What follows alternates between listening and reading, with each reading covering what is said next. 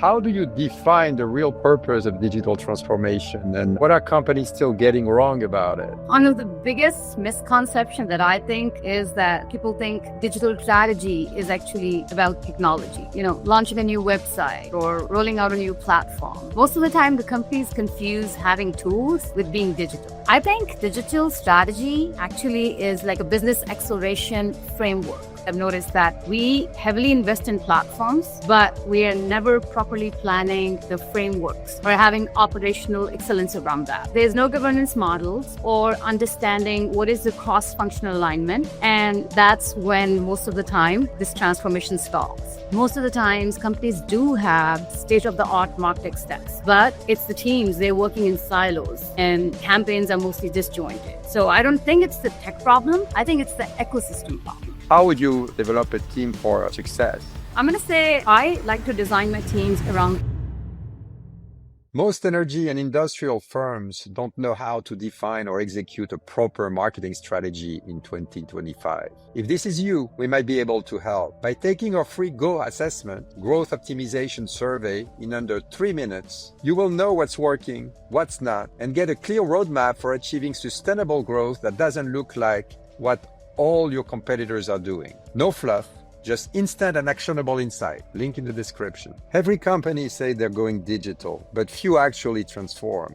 They launch tools, automate workflows, and call it progress, yet still move slow. Because digital transformation is not about platforms, it's about clarity, connection, and execution velocity. If your strategy looks great on slides but struggles in practice, this episode is your fast track to momentum. Welcome to the HEX-Files Energy Marketing Podcast. I'm your host, Arnaud Dasprez. Our guest today, Nomah, is a global digital leader who's helped Fortune 500s and high-growth company turn vision into velocity. From launching multilingual ecosystem to driving hundreds of millions of dollars in digital revenue, she knows what it takes to align teams, tech, and outcomes. In this episode, we'll explore our digital transformation playbook and how to turn strategy into real-world results. Nomah, welcome to the HEX-Files.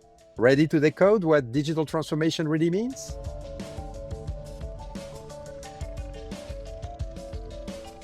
Hello, Nomah. How are you doing today? Doing very well. Good. So are you excited about your new position, your new gig? Absolutely. Yep. Looking forward That's to it. great. We're going to dig into something you're extremely familiar with. You've been spending many, many years helping organizations, having some great success in the B2B world, in the B2C world. And that's basically around digital transformation. I wanted to ask you, how do you define the real purpose of digital transformation? What are companies still getting wrong about it? I think one of the biggest misconception that I think is that people think digital strategy is actually about technology, launching a new website or rolling out a new platform. Most of the time, the companies confuse having tools with being digital. I think digital strategy actually is like a business acceleration framework.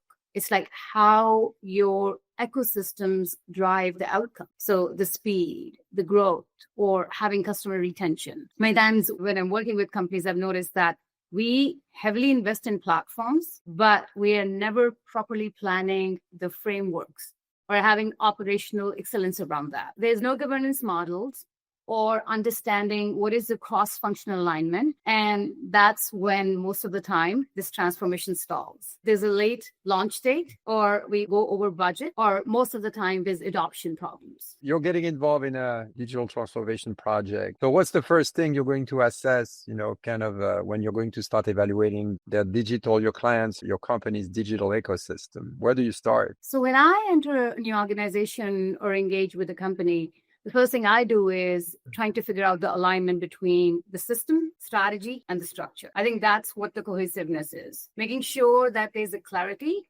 of the customer journey. The most important thing. Does everybody understand what the customer journey and is all teams are working towards how that perfect customer journey is? And then the platforms, how do they connect? CMS, CRM, automations, or data analytics. Are they supporting the journey that we focused on?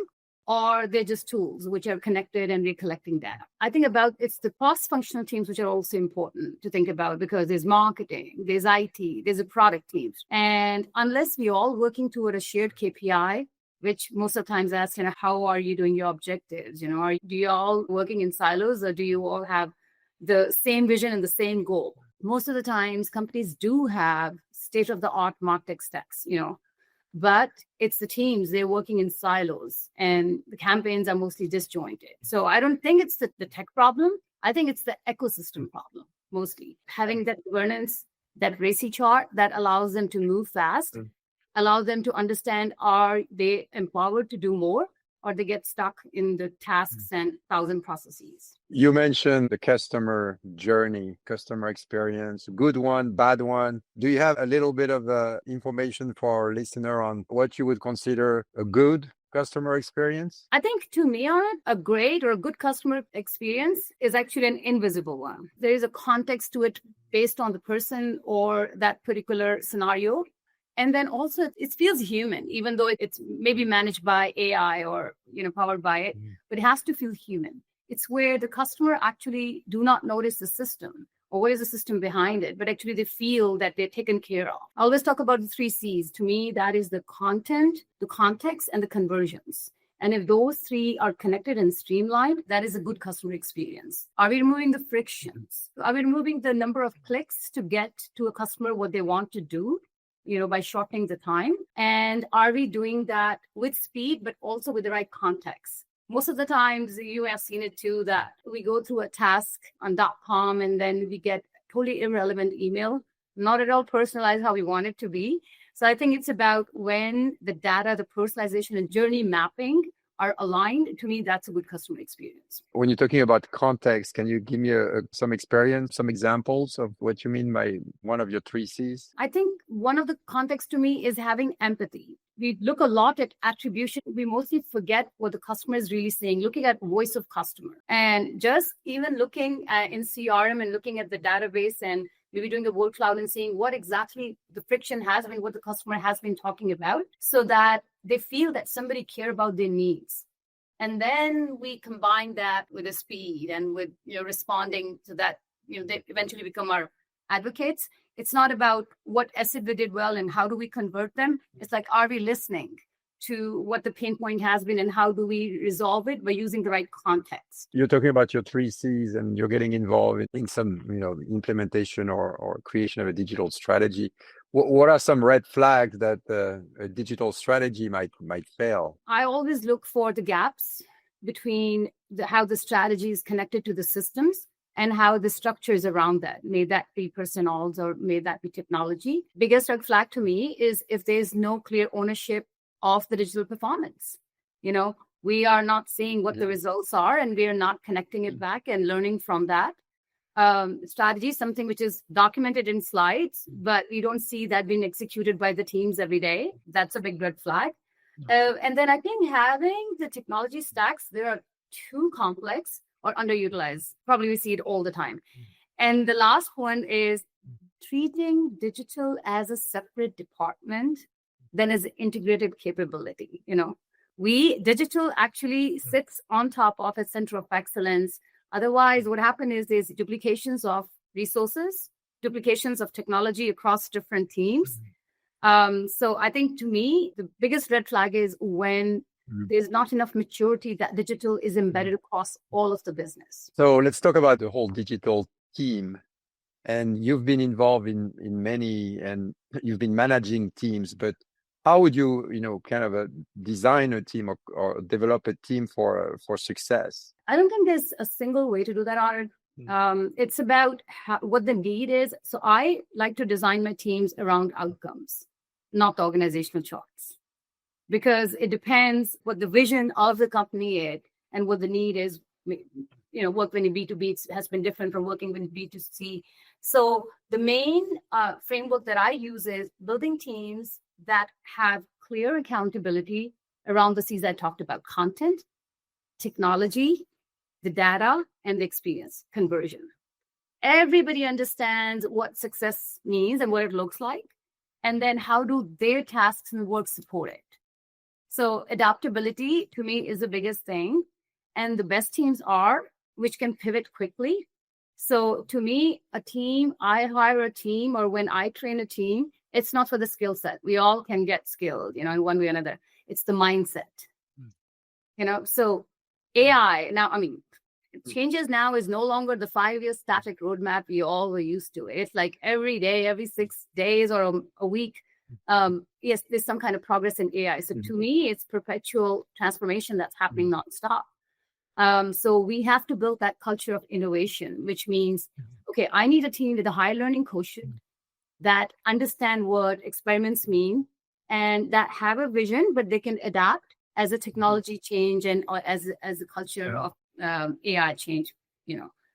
How we can make that happen is probably bridging these gaps, honing the roadmap, making sure there's no friction, creating playbooks, workbooks, and the governance that allows them to understand that how we can constantly pivot based on technology, but the end goal is the same. Building a team and being the owner of that team. How much do you want to hire, direct hire versus utilizing third-party agencies and so forth?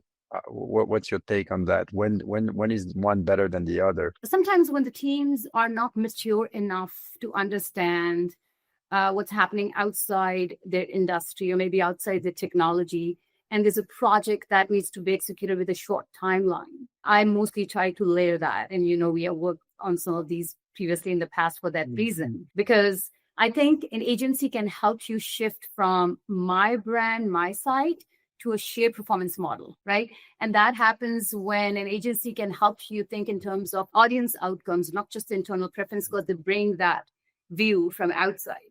So sometimes it helps having faster go-to-market, revenue lift, and that eventually becomes the operational efficiencies that we want internally, and teams can learn from that. But you talk about speed and speed of execution. Well, what does it look in practice, and why is that so critical, the speed element? So like you said, internal teams sometimes get stuck on the tasks, where sometimes external agencies who are used to know a lot more about execution velocity. You would know that a lot about that, right? So that's where I actually obsess on. It's not just how you talk about strategy, it's how you deliver that execution velocity, because that's where the revenue lives. I think to me, when people say, okay, what do you mean by execution velocity to you? I think it's the speed by which an organization can go from an idea to an impact. It's not in 24 months roadmap. It's like deliver and learn from it and then build upon it. And that only happens when you have clarity of what you're going to do. You have alignment of the teams, how you're going to do that. And the leaders are working on removing the friction. So momentum to me in digital is everything. So if my team's going to take 6 weeks just to test a landing page, sometimes you just lose relevance by that time. And that means losing leads, right? So that's why you need sometimes subject matter experts from outside that can help you test in real time, learn fast, and move ahead of what the competitor or the market shifts are. That's why velocity matters. And sometimes you need external support if the internal has not been used to that culture. What's your kind of single best piece of advice for digital leaders today? Single. There are quite a few, but well, I think let's start with one. Just start with one. I'm going to say, to me, what's important is I just don't like to chase transformation. I like to own the execution, if that makes sense. Because strategy is important. Like I said, the most important thing is the speed, the clarity, and the alignment. And that's what can move the needle really fast in these AI times, right? I think today as a digital leader, it's not about just having the vision. It's also having that operational discipline that can I make complexity simple to my team? And can I allow them to have that space where they can execute with efficiency and then be able to connect that across the board with all cross collaborations team? So it's a win-win on both sides. So when I talk to my teams, I say, to me, the future of digital is built by the teams who know how to move fast and constantly stay aligned. You mentioned a few times the AI, being in the AI world, which is evolving so quickly. Any thoughts or input about how to optimize AI in a digital strategy? Honestly, I think everybody's learning as we're going. I follow a few leaders and stuff, but I think what I do is advise my teams is to let's us constantly experiment on small projects, learn from that. And then we take from that whatever allows us to be efficient. We don't rely on it as our primary tool. But I think at this moment, it is a secondary tool that we use after we have already come up with an idea. So it's for cleaning up and getting a little bit more efficient. I don't know. Maybe future will be different, right? Well, thank you for all that great and kind of actionable input for people that are going to be involving in digital transformation and implementation of digital strategy. Any last thoughts you want to kind of share with the listeners? I'm just as excited about, like you said, this age of AI as you and everybody else. Yeah, I think it does make everybody a little bit worried, but it's riding the wave, having that, like I said, high quotient of learning and taking what we need from it and building upon it. So I'm excited about it. Super. Well, Nomah, again, always a pleasure to talk to you. Have a great, rest of your day. Again, good luck. Your new gig, I think, is going to be a very, very interesting next kind of a digital transformation project for you. And Thank you talk so soon. much. Appreciate it. Bye-bye. Thank you. Thanks for joining us for this week's episode of the HEX-Files as we investigate the biggest curiosities in energy marketing so that you can separate fact from fiction. Curious how your brand ranks across 6 areas of energy marketing? Take our free assessment at hexagroup.com/podcast. And until next time, fear no more. The truth is out there.